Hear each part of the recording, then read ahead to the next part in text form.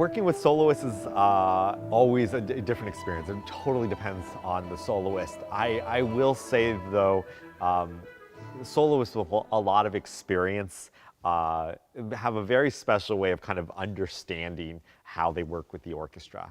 And not that I don't, I mean, I love working with young soloists as well, but I've actually learned a lot from working with great experienced soloists. I'll never forget the first time I worked with Itzhak Perlman, for instance, and I was terrified, and I wanted, of course, ideally in the world, you have a big meeting with a soloist for like a half an hour, even an hour, and they play the whole concerto for you, so you can see how they play it and make sure you can follow them. And I was always taught, as a conductor, you follow the soloist. Everything they do, you just have to follow perfectly.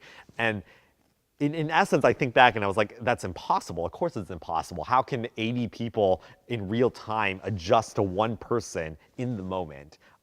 There has to be some give and take. And I'll never forget, Itzhak coming in, because he was like, okay, we don't really need to talk about this. He said, just give me your score. And it was Beethoven Violin Concerto. He took my Beethoven Violin Concerto and he flips a couple pages and he's like, here's a spot. I'm going to play like this. Watch me for this moment. And he flips a couple more. He did this for 3 spots in the whole piece. In the 40 minutes of music, there were 3 spots. He said, just make sure you really look at me and have this very clearly with me in these 3 spots. Okay, you'll be great. Like, let's go. And so I'm just out there and we're like going through this piece, and it was amazing. Everything was perfect. And those 3 spots would have been the 3 spots that I would have messed up if he hadn't pointed it out to me.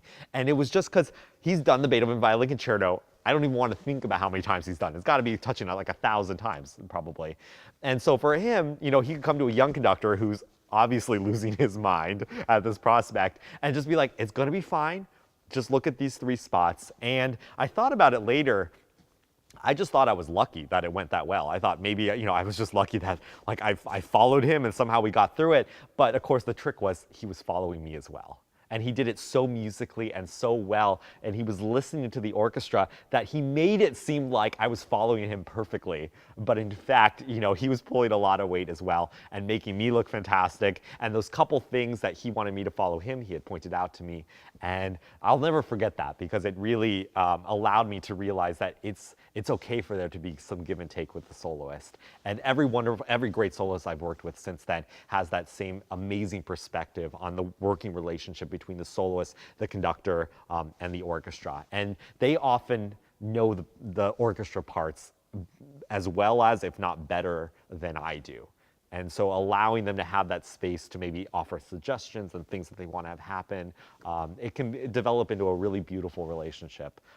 So it's been a lot of fun, and I've certainly learned a lot in that area.